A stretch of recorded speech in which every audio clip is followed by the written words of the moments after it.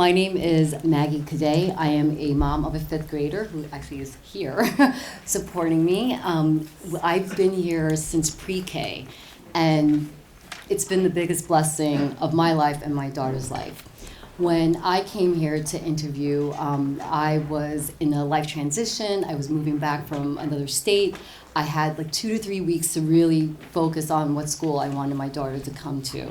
And a parent last week said this, and I really believe this. The moment I came into the school, I just felt at home and at peace. I felt the moment I came in, I was welcomed, I was embraced, and that was within the first 5 minutes of our visit.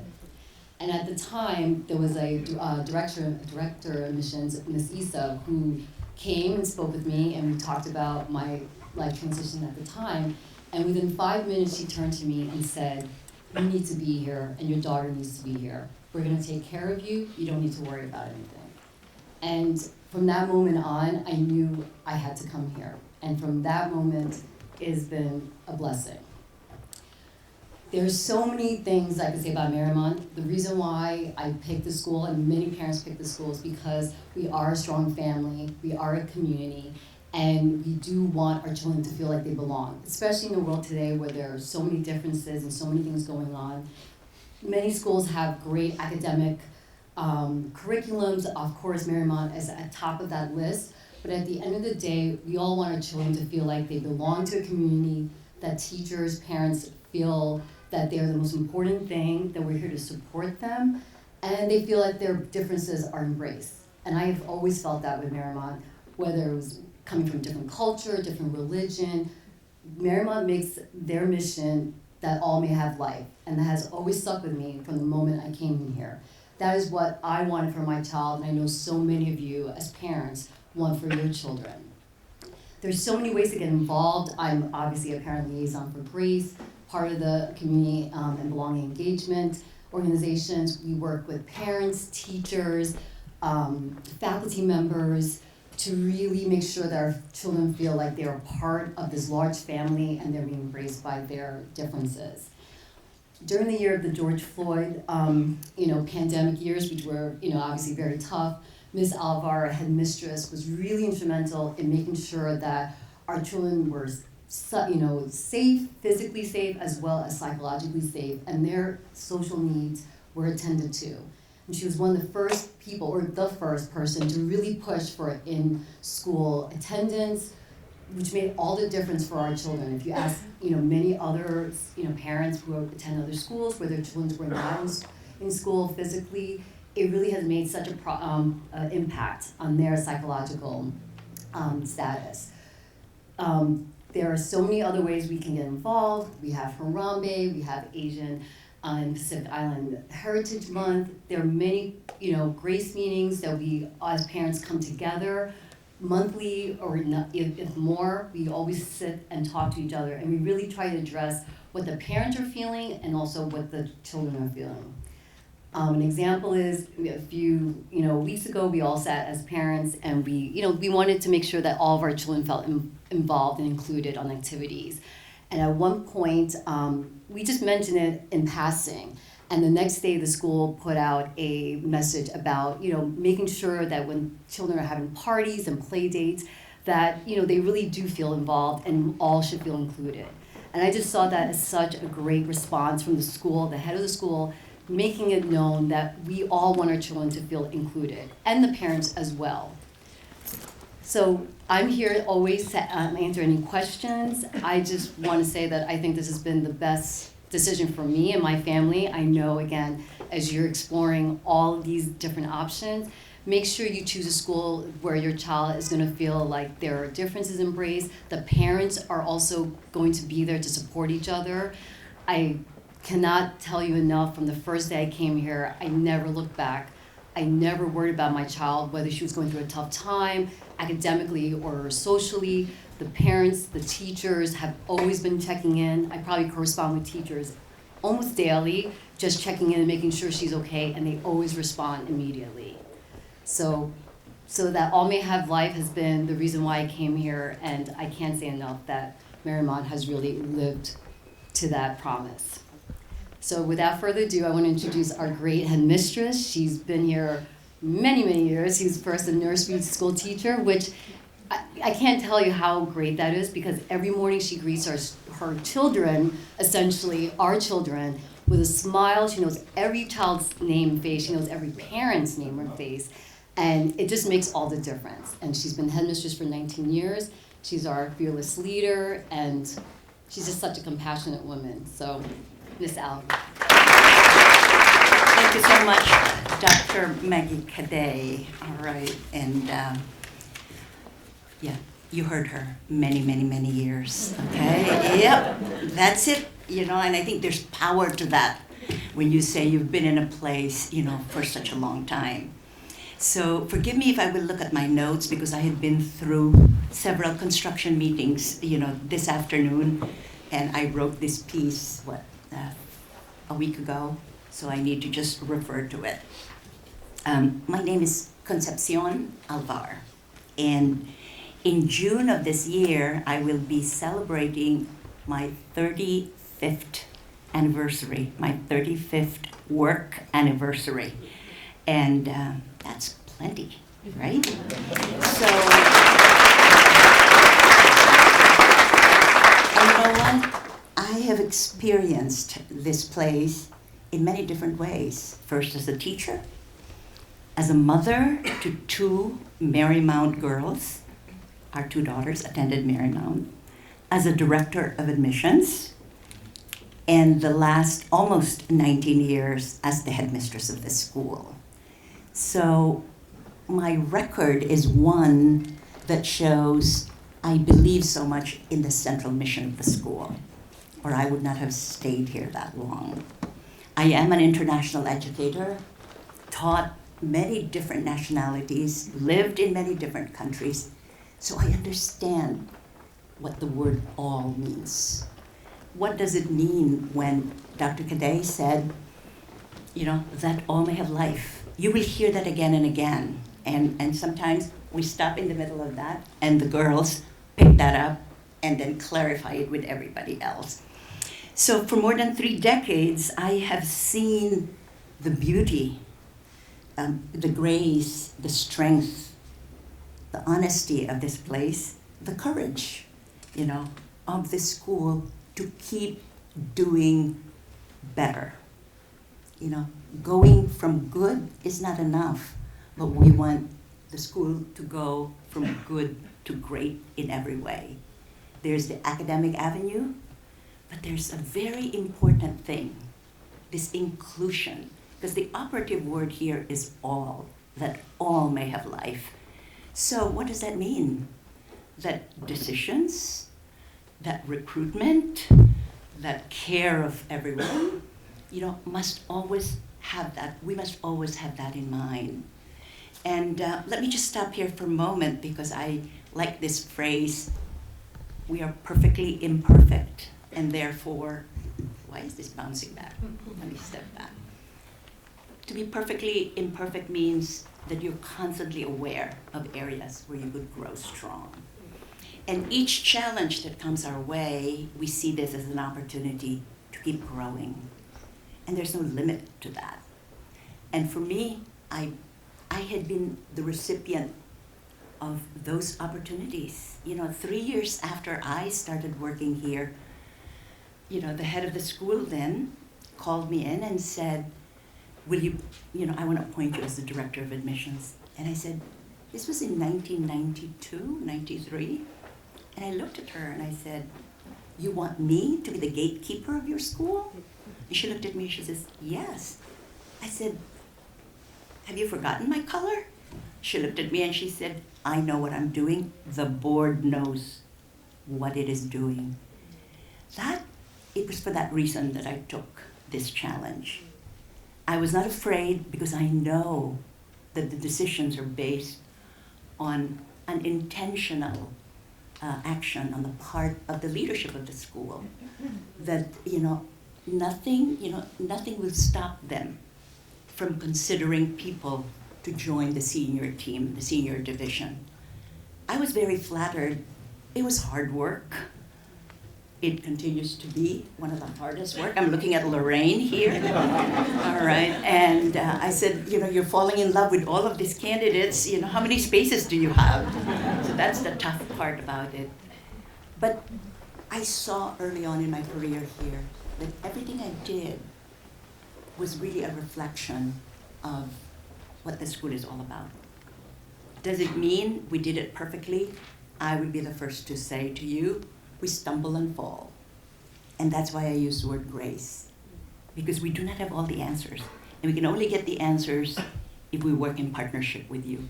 We will only get the answers if you come and trust us with some experiences and some decisions that you feel had not included people. I'm getting the signal that I'm talking too much. Okay, so let me just go look at my notes here. Therefore, as I said, decisions must include all. We will challenge one another. That is the beauty of our meetings. We challenge one another, we respectfully disagree, and then we move forward. Tonight you will hear from different voices about events, celebrations, and all the many other things that happen in school. Harambe, dinner, the Grace Dinner, the Heritage Month, and what have you. These are moments of celebration, and celebration to make sure that we are shining the light in the richness that diversity brings, because diversity brings richness. And it is also how the world was created. There are no two people alike. Even twins are very different from one another. So the more time we also spend living with different forms of diversity, and I'm talking about diverse voices, diverse talents, diverse challenges, diverse temperaments, diverse abilities, diverse needs, diverse noises, right?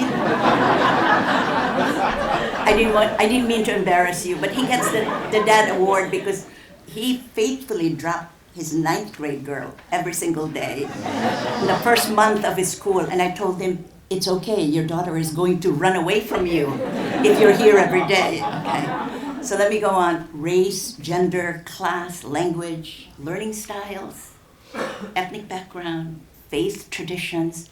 There is so much richness in that. And the more experiences we offer to our children, to ourselves, the more diverse those experiences are, the more curious they become, the more refreshing, the more grace-filled this learning environment is, and the more grace-filled the teachers and the students become. So thank you for coming tonight. Do I introduce someone? You have.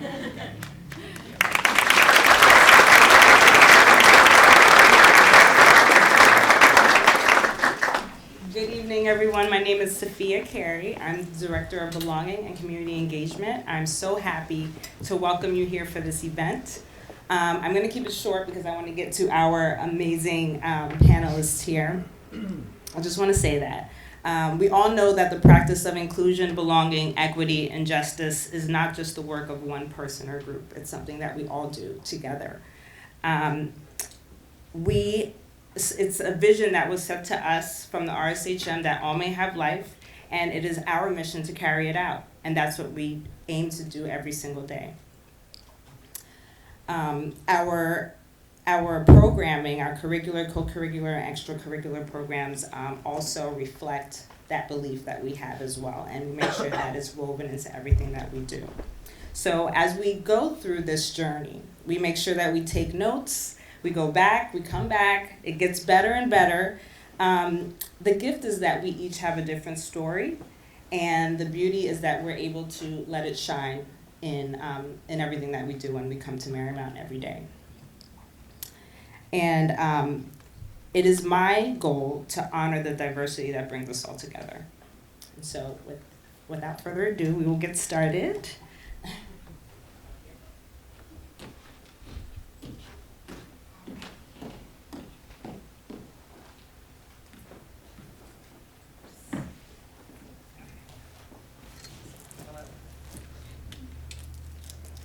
Okay.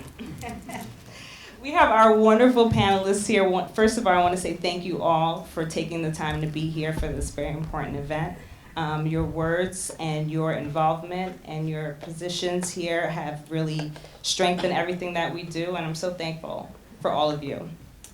First, I'd like for you to introduce yourselves and to name your connection to Marymount. Why are you here? Hi everyone, my name is Natasha Kenya.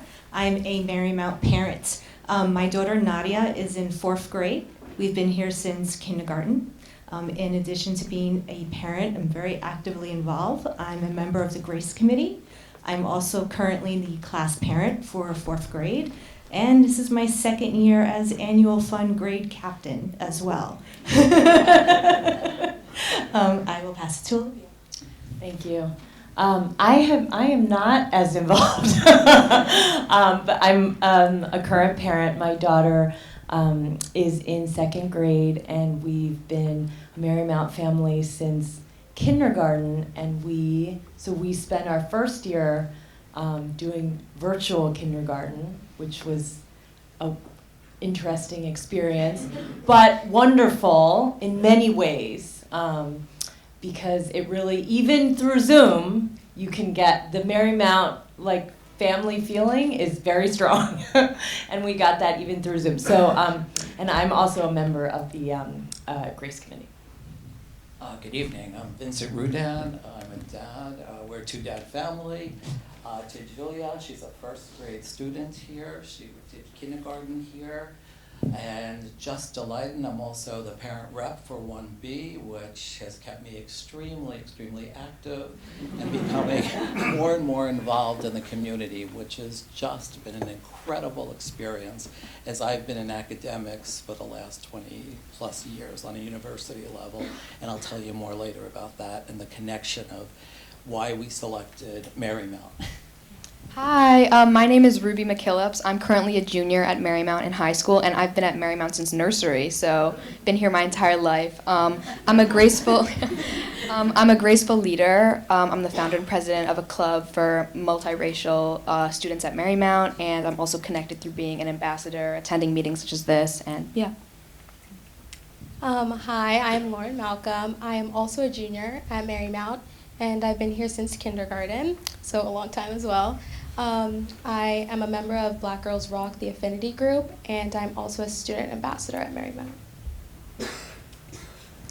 Good evening, everyone. I'm Kennedy Williams-Liebert. I'm a Marymount alumna, a proud Marymount alumna.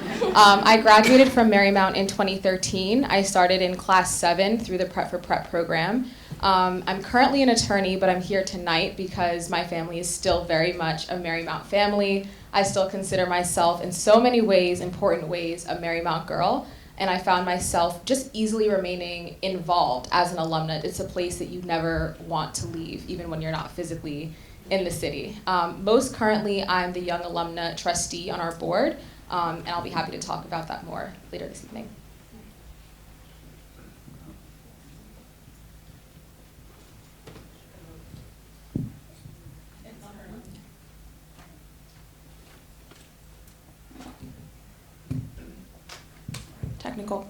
It works now. Technical difficulties. Speaking of not wanting to leave, hi, my name is Andrea Rodriguez Arcilla. I'm currently a senior at Marymount, and I've been here since 9th grade. And the reason why I'm here tonight, well, I'm a graceful leader, and I'm also student body president of the upper school and the co-president of the Latinx affinity group. Hi, I'm Vineet Budraja, father here at Marymount. We have 3 girls, Victoria, Annabelle, and Felicity. Yes, yeah, they rock. They are 4th grade, 1st grade, pre-K. I think I got that right. And it's just been a beautiful experience. Any kids we have, we send them here.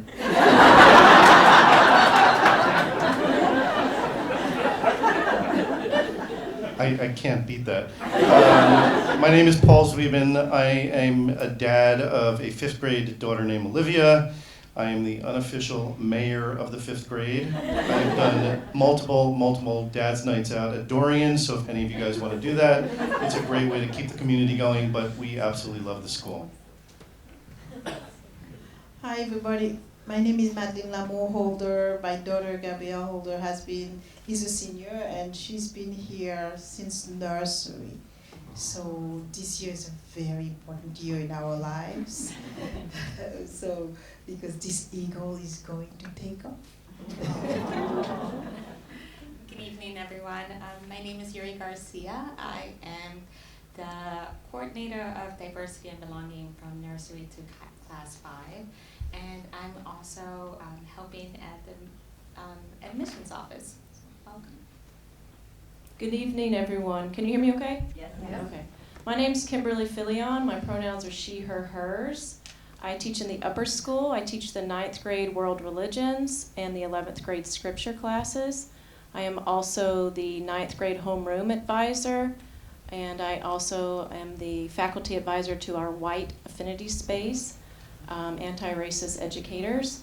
And I've helped out a little bit on retreats, and I'm now currently planning our 10th and 11th grade retreat. Thank you. So let's get started. This is for you, Judy. This question's for you. How does Marymount define diversity and promote inclusion and belonging school-wide? So I would love for the both of you to answer that, and then Andrea. Great. So I've been here at Marymount for a total number of maybe 10 years now, and I started as a early childhood educator. Can you hear me? Yeah? Yep. Back there. Perfect. And so this year, Mrs. Alva approached me with this new role of being coordinator of belonging and diversity in the lower school. And I questioned why do this role and how it's important, but all throughout the time that I was teaching, I just saw so many different ways of working in the classroom and helping children feel like they belong. And I really believe in a teacher really helps children connect to one another and connect to the school, building the community of the school. And so I believe this work is important by helping teachers. Now, as a coordinator, I really like walking into the classroom, collaborating and discussing different ways of diversifying the curriculum, offering a different lens. And I think this is extremely important to me.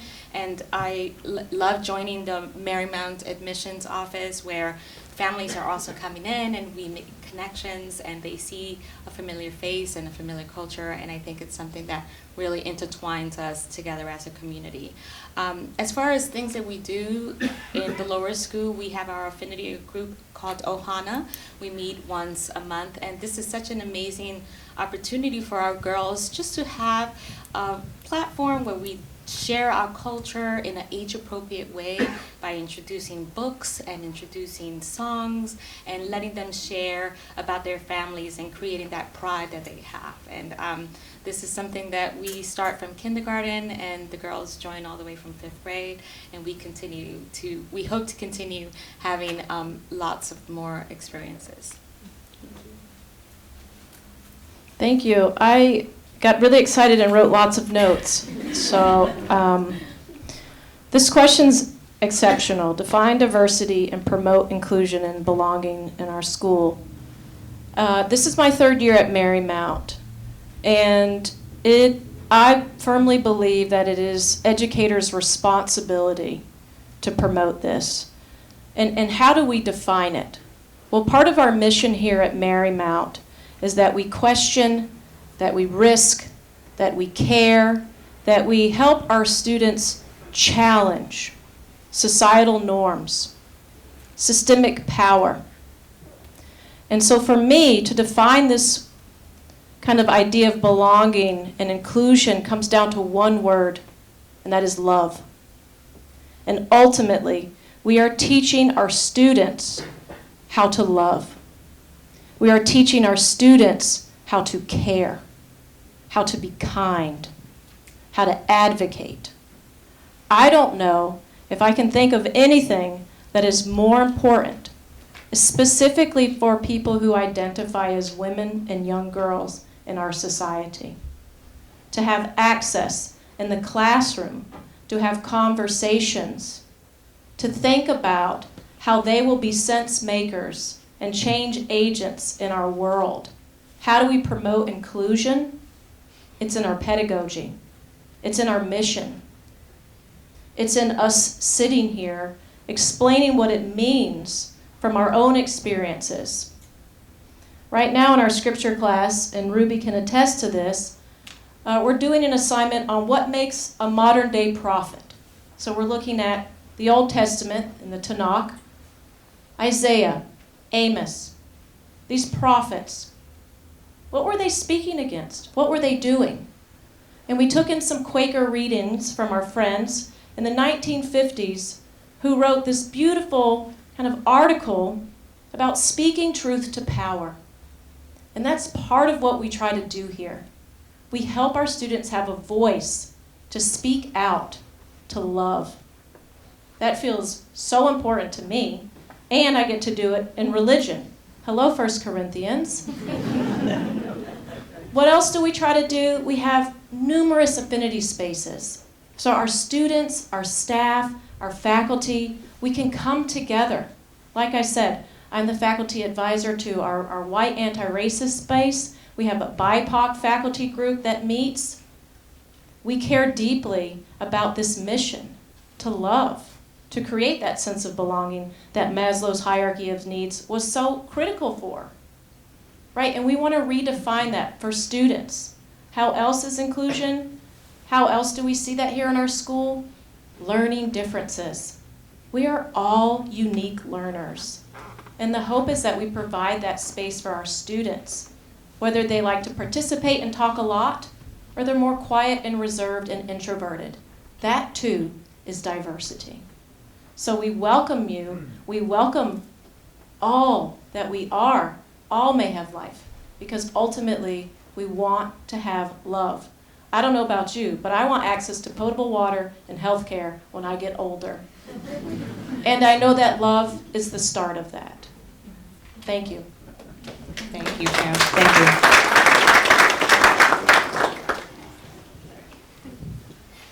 Hi, everyone. So to put it very, very simply, Marymount promotes unity through diversity. Through this long and strenuous college process that I've been going through, I've done a lot of self-reflection, and I've realized that my life is the epitome of and. And like me, Marymount is also the epitome of and. But what does that mean? It means that we have people ranging from different races, cultures, ethnicities, but it also goes beyond that. It's knowing that a student can be heavily involved in student government, but equally involved in our food science club, which is a club, very fun. We get to churn butter and make pickles. But I think what's really important to realize is that Marymount as a community realizes that it's not our differences that divide us by any means. If anything, they bring us closer together. But what divides us is our inability to recognize those differences and celebrate them. It's not every day that you hear about a school that dedicates a whole month to Latinx Heritage Month, and we get to have an event to celebrate all of our cultures and all the languages that we speak. That was in October, very fun. But in all honesty, Marymount puts such an emphasis on celebrating these differences. It's one thing to talk about what makes us all unique individuals, but it's another to actually come together and realize that we are beautiful humans who deserve celebrating each other. So, very simply, Marymount promotes unity through diversity, and it's not every day that you get to find a community so joined together by things that typically segregate others in the outside world. Thank you, Andrea. Next question. What conscious and deliberate changes have you seen regarding DEI or belonging at Marymount? And what goals should we continue to have? Thank you. I also have notes. I'm actually really happy that I got this question, and I'm going to answer it from the perspective, again, my daughter's only in 4th grade. I can only speak about what we've experienced between lower school to lower mid, but I have to say that one of the things that I appreciate about Marymount is that as a parent here, you have a voice. And as we've continued to contribute by participating in different activities and initiatives and conversations with the faculty, I have seen change in just my short time here. And so I feel seen and my voice being heard. And I feel that Marymount wants me here because you listen to what we say. and those changes are made in just a short time that we've been here. And so I will just address it from a couple of different points of view. I will say that you've heard people mention the affinity groups, especially within the upper school. I will say that Ohana is something that is new to the lower school and the lower mid school, and that came out of feedback from parents. And when I started here, Ohana did not exist. We had something called Graceful Mornings, which was more an informal opportunity for our students to come in, our children once a month and interact with the upper school students, and it was mostly very informal, arts and crafts. But us as parents felt very jealous about hearing all the wonderful activities going on with the affinity groups in the upper school, that we wanted something more formalized for our students. And so the faculty heard us, and a more formalized structure program was born, and that's Ohana, so that our students in the lower levels are able to really connect together and address culture and identity and race in a safe space with faculty being led in those conversations. And so that was a significant change that I've seen in my short time here.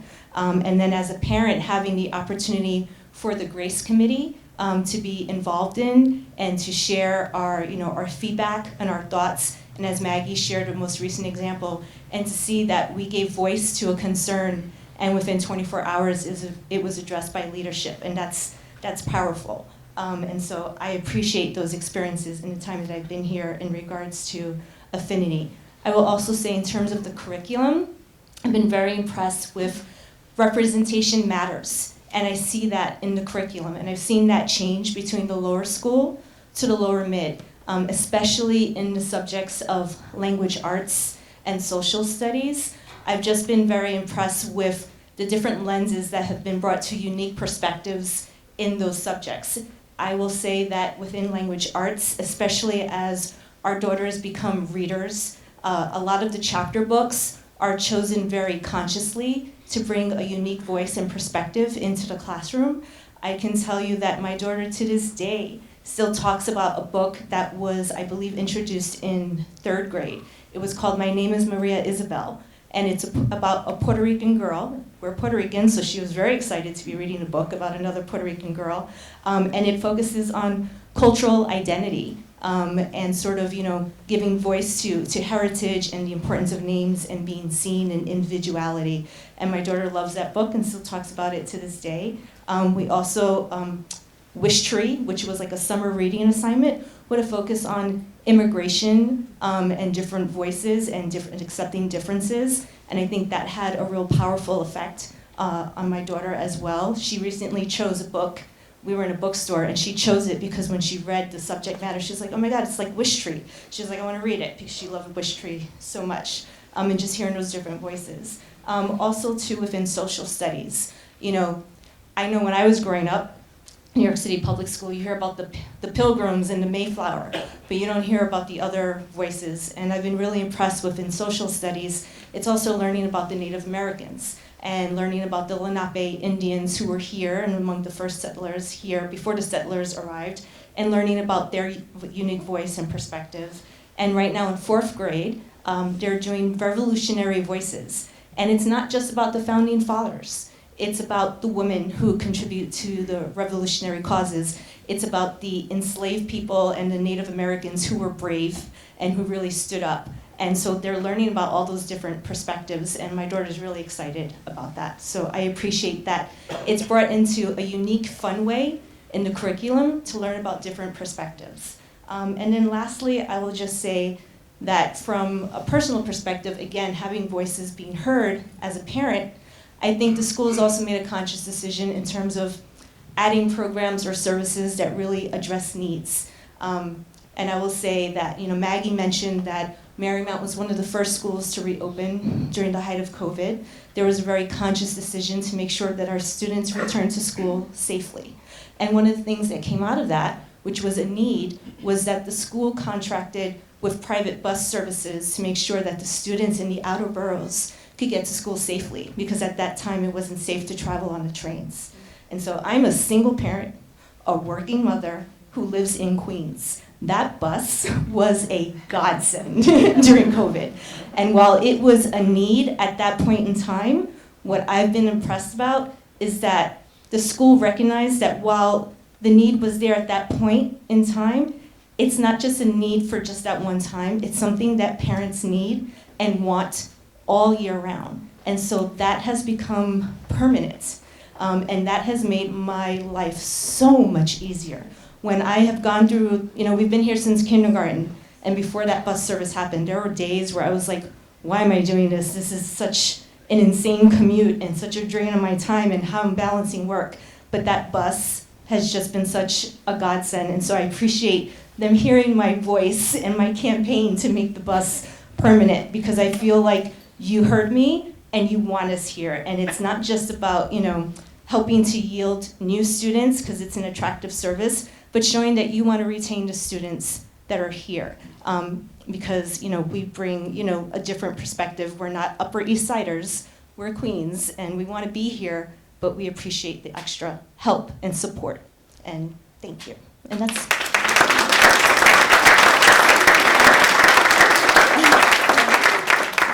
Kennedy, do you want to answer that question? Do you want me to read? I think I remember it. Okay. So it was such a beautiful full circle moment to hear Andrea mention unity through diversity, because that'll always come to mind when I think about the day that I got my Marymount acceptance letter, because shortly thereafter I received a packet to even more fully introduce me to the school's mission and values. And the RSHM sets forth the value that the school and the entire RSHM network shares each year. And the year that I started, 2007, was a really great focus on unity through diversity. And so of course you hear a phrase like that and you're like, that sounds great. It sounds great rolling off the tongue. And I realized very quickly that it's not something that we say, it's really who we try to be. And even being 11 years old, one of 33 girls in a class, seeing that mission woven through every single aspect of the school, not only in an admissions commentary, but with our homeroom teacher, at lunch, when we had extracurricular activities, during Uptown Broadway conversations, it was really woven through who we are and continue to be.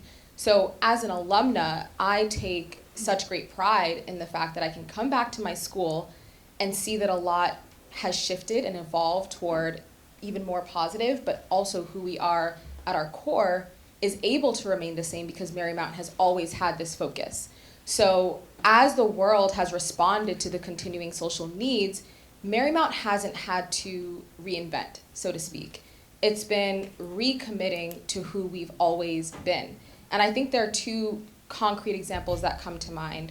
One, you've heard a lot this evening about affinity groups. And when I was a student, I'd say we had like two main affinity groups. We had an affinity group that was focused on women's empowerment, and we had a multicultural affinity group. And I have to say, it was incredible. We went to conferences across the country. We were delegates at different schools on a monthly basis. We brought what we knew back to Marymount. We had what are called CSCs. So part of our mission talks about young women challenge, shaping, and changing the world. So during lunchtime, we'd have CSC meetings around that idea. And we would have the entire school as a part of this conversation. I think that has just expanded exponentially. If you hear about the number of affinity groups, just recognizing that there are so many different ways that we can be different and allowing that conversation to happen for different groups. And the second quick concrete example I'll give is just the way that it's even more deeply woven through the curriculum and the communities. So having the 9th grade, the 10th grade, the lower school, the middle school really focus on our diversity, inclusion, belonging efforts. And one thing I always say about Marymount is that so much of my education wasn't only in the classroom, it was after hours, playing sports, and the million of activities that we would be doing. And I think Marymount has put such a focus on bringing even more of that into our classrooms and allowing other members of the community, including parents, which I think my mom would be so jealous if she knew this, because she was always finding reasons to come to Marymount, and my dad too. But having that formalized structure that kind of recognizes where the heart of the school is and providing more resource and guidance toward that is something that I've been really proud to see. Thank you. Thank you. Ruby, did you have a comment about that? Oh, thank Thank you. So, hi everyone. So, as a student, I get to see how great Marymount is at especially promoting events such as the Latinx Heritage Month that Andrea brought up, and the upcoming Harambe celebration and Lunar New Year. So, I'll speak from my perspective. So, as an Asian student, I'm a part of the Asian Affinity Group, and last week we were talking about like Lunar New Year celebration that's going to come up really soon, and we were so excited. We were talking about getting a dragon to march around the school and even renting a gong to ring around the school. And the fact that we have such creative ability around events that mean so much to so many different groups is so amazing, and Marymount has such an emphasis on making us and allowing us to make these events as great as possible, to the point where, yes, I think we are actually getting a dragon to march around the school. And I'm very excited for that. So Marymount's emphasis on these events is just so great to see. And as a student, I get to see my inbox is bombarded with all of these emails from different students about information about these events, not in a bad way, obviously in a good way. It's so much information we get, and it's really great to see.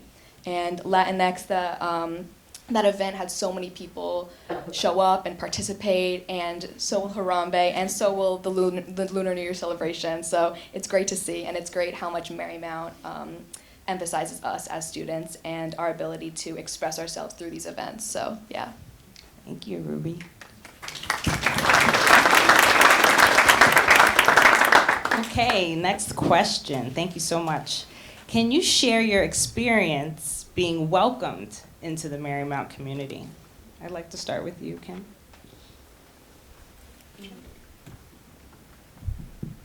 All right, thanks again.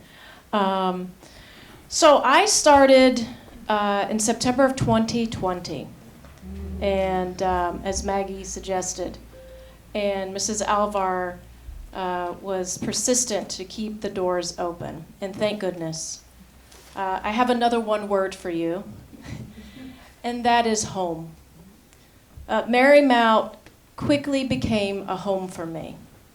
While I was meeting people 6 feet apart with masks on, this was the place I came to. It was really the only other place I could go to outside of my home.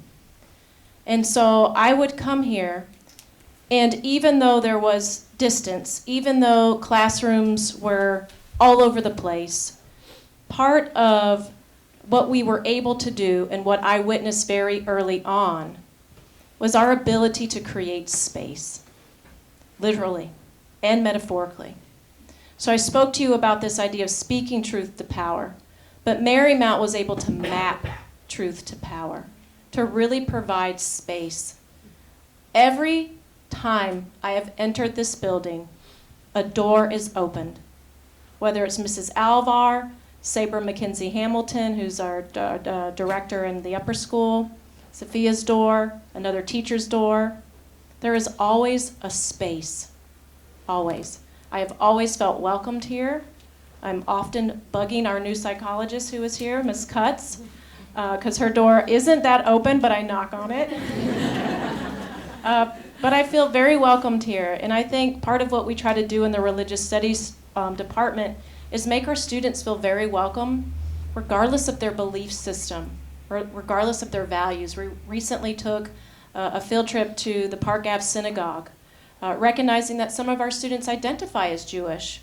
And it was a wonderful experience for us. I think there were about 10 faculty that joined. Our junior scripture class came, and all of class 9. Because we really, really value this idea of space.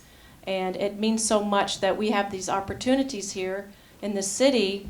But ultimately, what this space has meant for me is a home. And I often tell my students, we spend about 1/3 of our lives here. So it's really, really important that we see ourselves represented, that we can converse with each other, and that we can learn and grow. And ultimately, that's what I have the privilege and luxury of doing every single day. If you see me at the water cooler, I'm chopping it up with everybody because I just have so much fun. And ultimately, I think that's what Marymount has provided for me in welcoming here at the height of COVID. Thank you, Kim. Kennedy? Oh, there.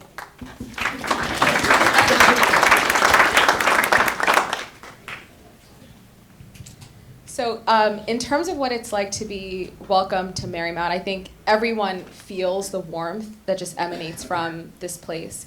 But I'll have to say that my very first day of school, so you were saying you were a Queens girl. I'm a Brooklyn girl. I'm still a Brooklyn girl.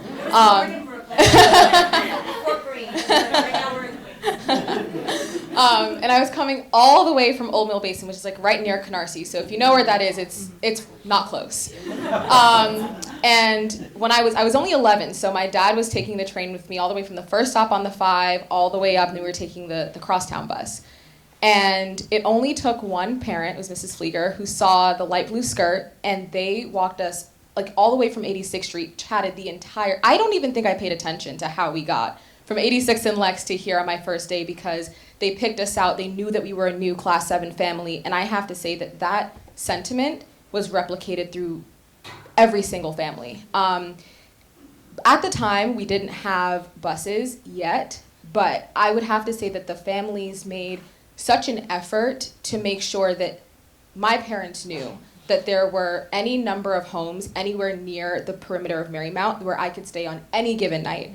I think because Marymount girls are so involved, and I was in every activity you can imagine, it was like volleyball, Uptown Broadway, debate club, French club, every possible thing, that I was usually not leaving school until a little bit later. And they didn't want me to be discouraged from participating because of the commute or because of concerns around safety.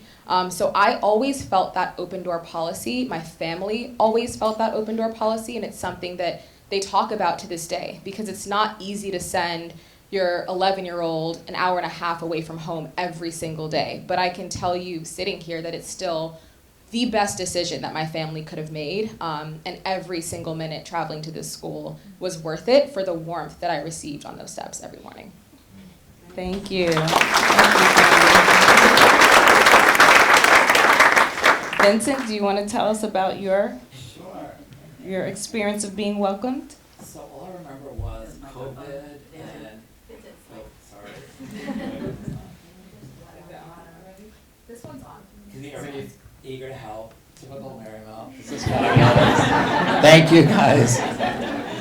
So all I remember was having to select a school for kindergarten, and there was COVID, and it was 43 interviews in 7 schools that we looked at.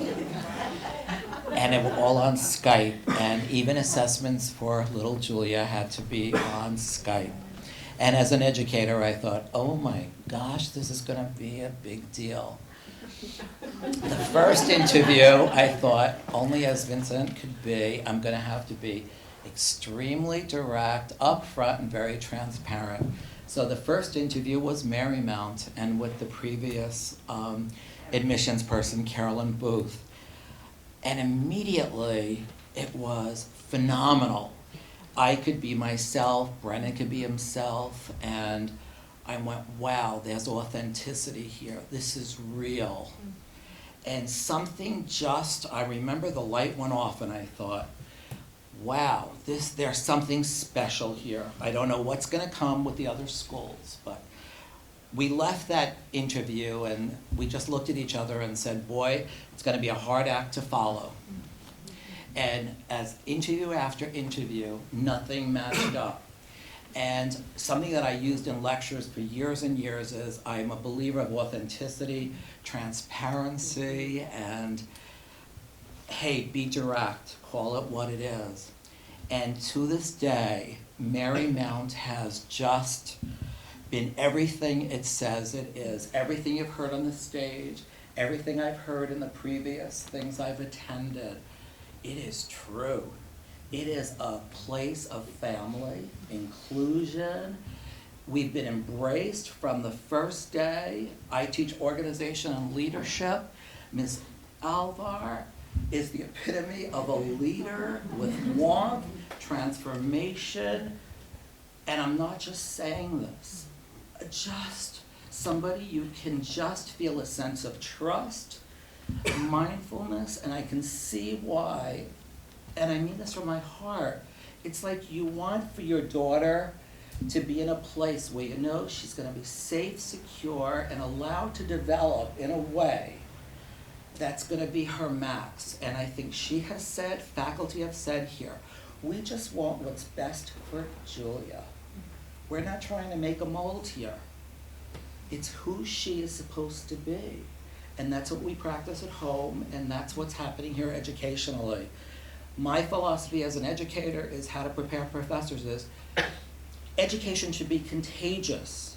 It can only be contagious not through fear. It's got to be an environment of nurturing and love. And in these walls, I'm here tonight, I'm here many days getting involved. Ms. Elbar is laughing because I made this my other home, or maybe my first home, because I believe in it. I just cannot tell you how embracing it's been. And the inclusion has been just real. Thank you. Thank you. Thank you. I felt Thank that.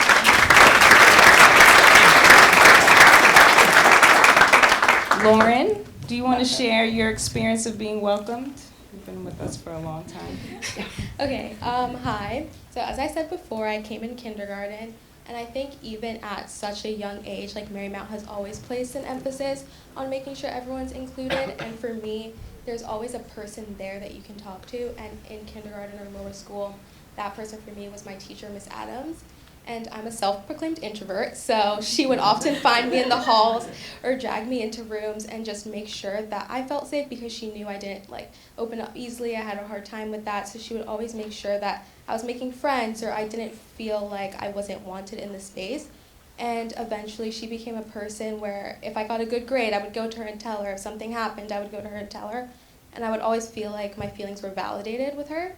And I think there's always someone moving throughout the grades. There's always someone you can have in upper school, Miss Carrie, and she places such an important emphasis on inclusion and having a safe space. And then also, if your person isn't a teacher, it can be someone in your grade or in other grades. Andrea, I became really close with her last year, and she's a senior and I'm a junior, so she's been through the process before. And and she's been there to guide me, and it's really nice having someone who's older, because she's there to guide me when I'm stressed out. She can calm me down and be like, it's okay, it's one grade, it doesn't matter. But the overarching idea is that there's always someone you can go to where your feelings are validated and you are wanted, and I think that's really important. So yeah. Thank you, Lauren.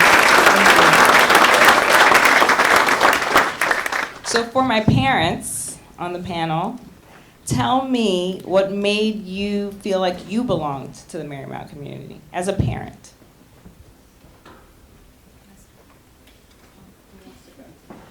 Hi. It's been a long journey, and I have so many marking moments. But I have to tell you that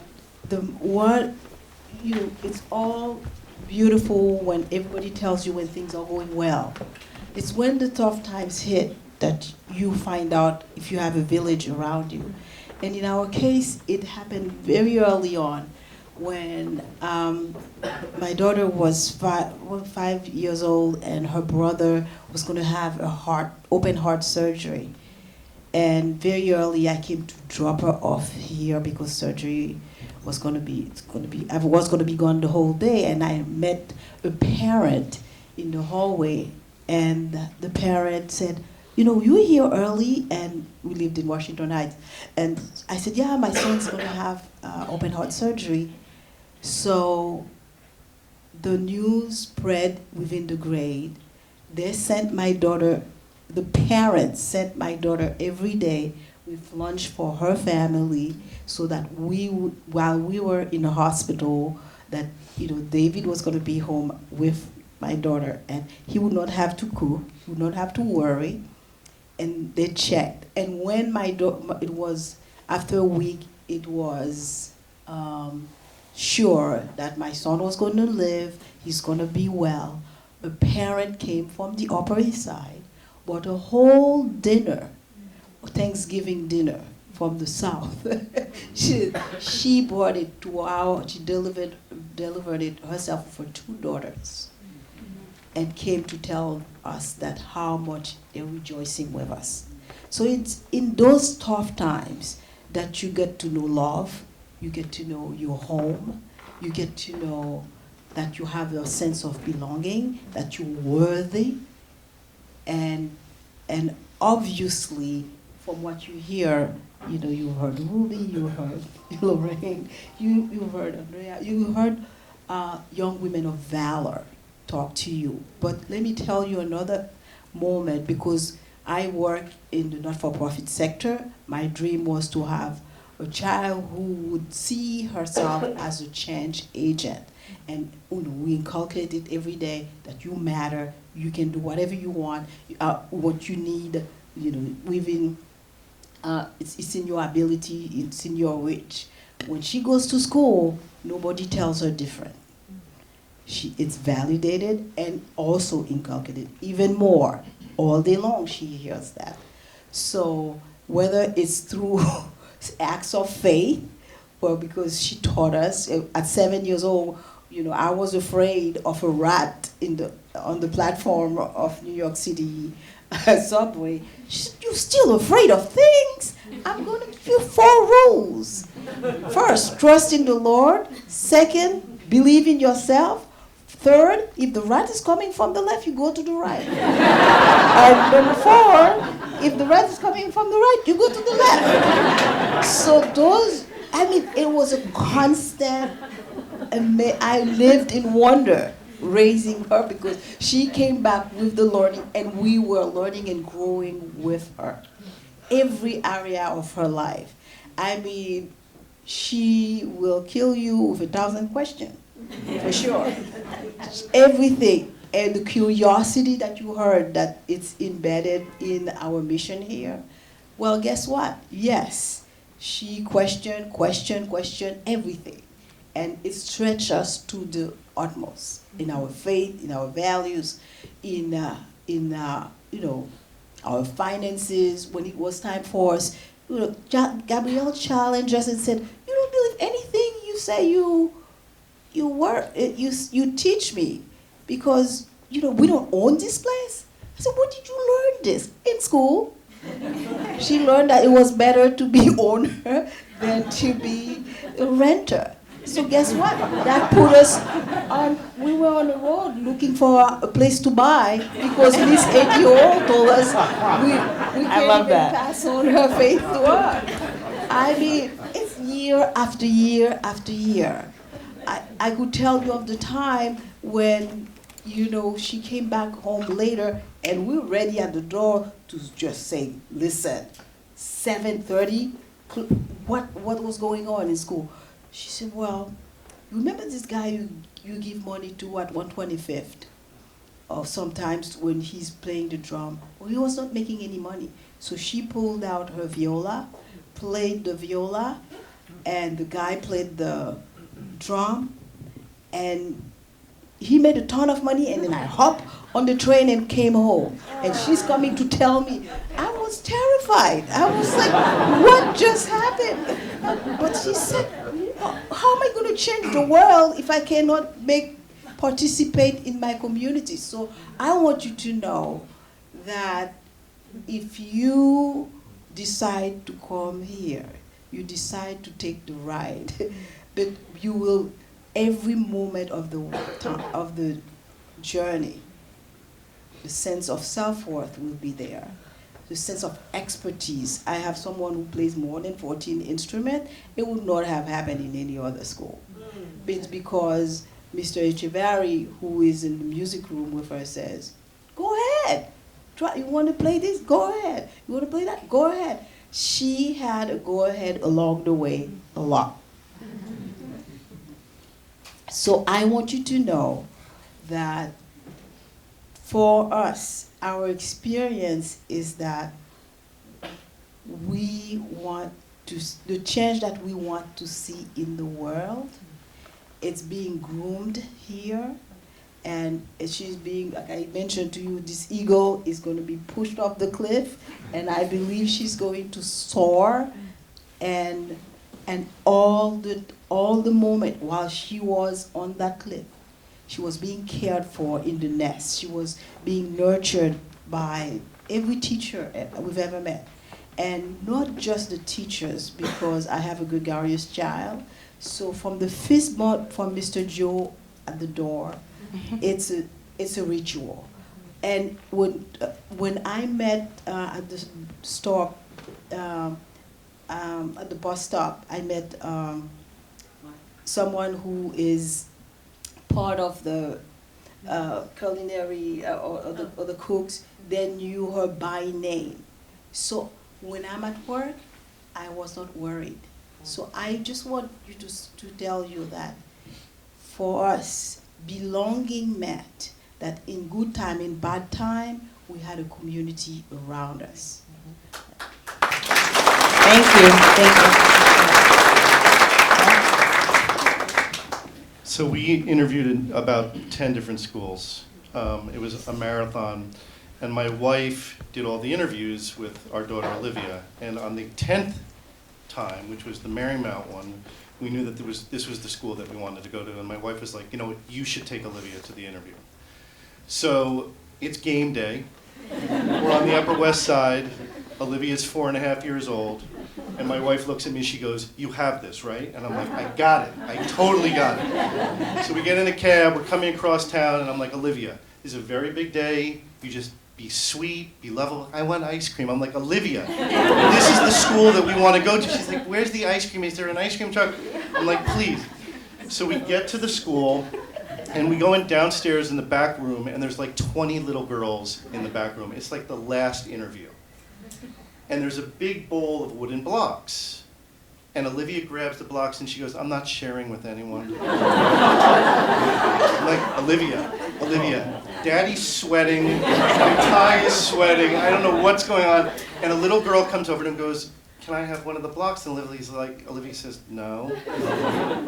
I look up and Carolyn Booth, who was then the admissions officer, looks at me and I'm just like, we're dead. We're totally dead. And she walks over to Olivia and says, would you like to be the leader up the stairs? And I'm just like, oh my God. And they went up the stairs and that was it. My wife texts me, she's like, how's it going? I'm like, we're not getting into this school. No way we're getting into school. And, you know, fast forward, when we came for the interview as adults, as parents, Ms. Booth said, you know, I watched Olivia during that interview process and it reminded me of my daughter, who went through the entire 13 years of school here. And I was just like, that's amazing. So we got in, and really when we really realized we were welcome to the school was we came with our contract and our deposit check, and Miss Booth ran up to us and hugged us. And it wasn't like, I'm hugging you, give me the contract and the money. It was, I'm hugging you because we're so happy that you're going to be included into this school. And when I left, I looked at my wife, I was like, we made the right decision. And that was it. Thank you. Thank you.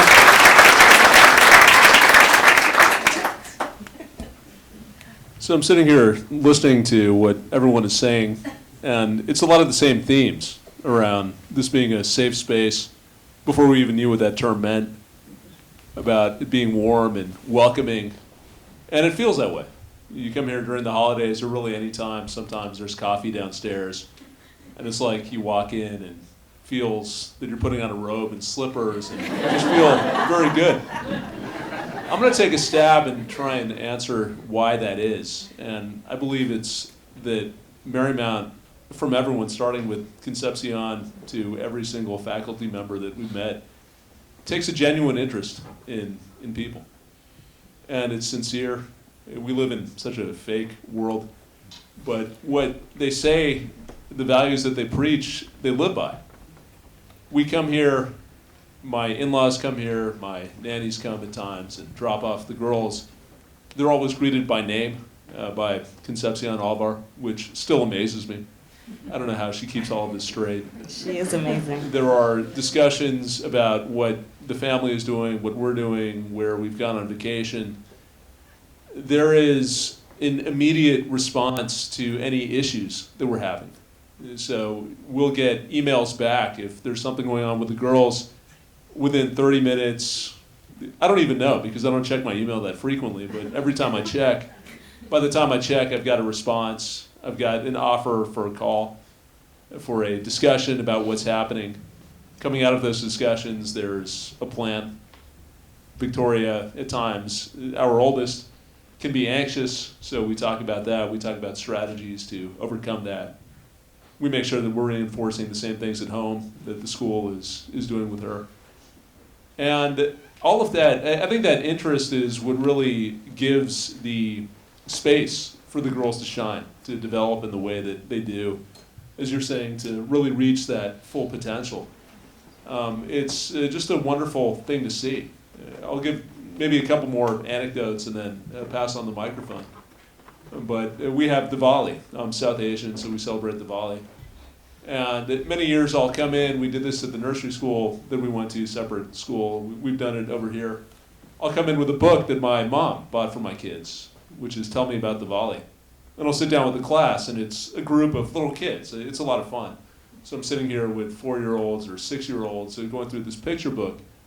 And this year, for Annabelle's class, one of the parents beat me to it. So we had another South Asian parent. And she said, I'll take care of Diwali. I said, no problem, that's fine. I reached out to Ms. Savarese, who's Annabelle's first grade teacher. And I said, you know what, I don't need to participate. You've got this covered. And she said, we would really like to have you. I know Annabelle wants you there. I know the class wants to hear what you have to say. So I came in, and it was just so much fun. It was just great being there with the kids, seeing the curiosity, being in an environment where people are going to welcome you, they want to hear your perspectives. And again, not to check off a diversity box. I've never felt that way. I've never felt like people are interested in asking about my background because there's an obligation. I work in corporate America. I see that all the time. It's a very different sort of feeling. It's much more of a genuine human connection over here. And that has been something that still amazes me every time I come. I think Concepcion, a tribute to you, you really embody all of the values that we talk about at Marymount. I don't know if it started with you and you passed it on to the school, or in your 35 years it worked the other way around, but it's really something special. Thank you, Renee. Olivia, can we? Sure. I'll just give a few thoughts. I also have a Ms. Booth experience, and I think the interview admissions process is very stressful for almost everyone. And Marymount was our first interview, and my 4-year-old daughter, literally walked into the building and 30 seconds later ran out the door screaming like the building was on fire. I hadn't even left yet. Like, I was still on the block. I was just, around the building. And I was like, oh my God, what's gonna happen here? Because it's our first interview.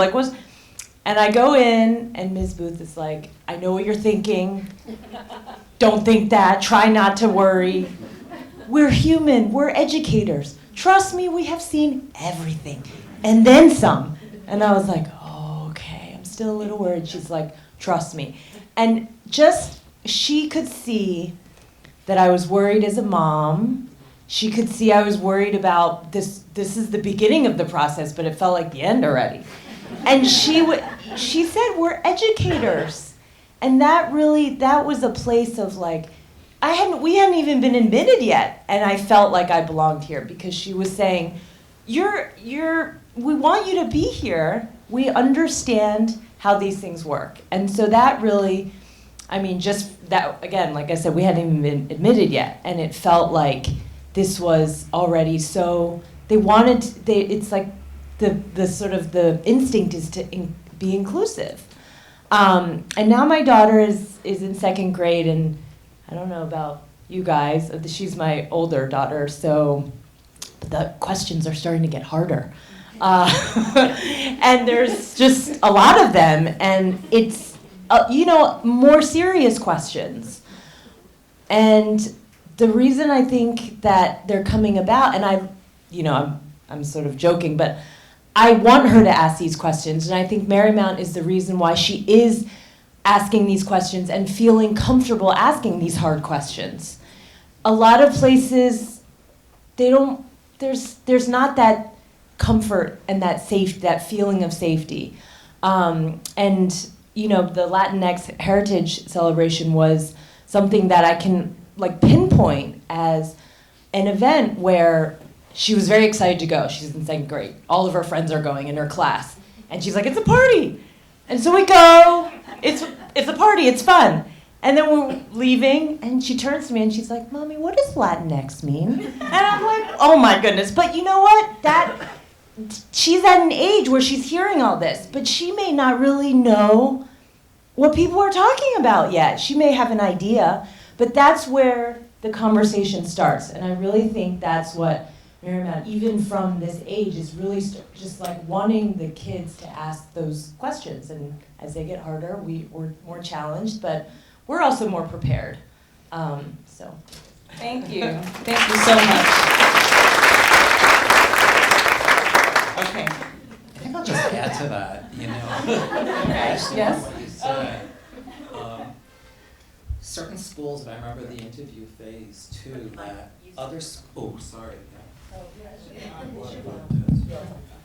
yeah, other schools, it was sort of like they were almost expecting a level of perfection in your child where they were at the level they were at. And I remember the admission interview early on about here we are just expecting how we're going to have your child develop. And if there are certain areas, there are solutions. And I thought, oh, what a relief. Because we were dealing with our child being assessed on Skype. And I still remember that. A group of the independent schools had come up with an assessment tool where your child had to sit in front of, you know, the camera, and the other person on the upside was either a psychologist or an educator. 45 minutes. The parent could sit behind the child, not touch your child to prod with an answer. I remember the level of stress. And it was Carolyn, God bless her, early on in that interview saying she did fine. And I thought, oh, you know, we have some indication that, you know, she did okay with that assessment. The others were like, you know, we can't divulge how that assessment. Oh, of course she did lousy. She's not getting in any other school. But here it's that sense of relief that, God, there are solutions. And that's what educators should do. We're here to teach and have your child grow. So thank you for that segue. Yes, thank you. Thank you so much.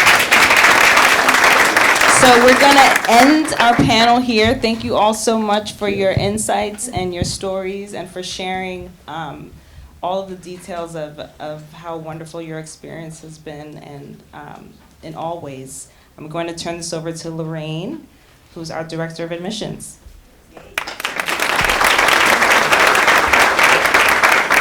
Thank you all, and thank you again to our panelists, to Sophia for moderating. I hope, you know, tonight that it was another glimpse into who we are at Marymount.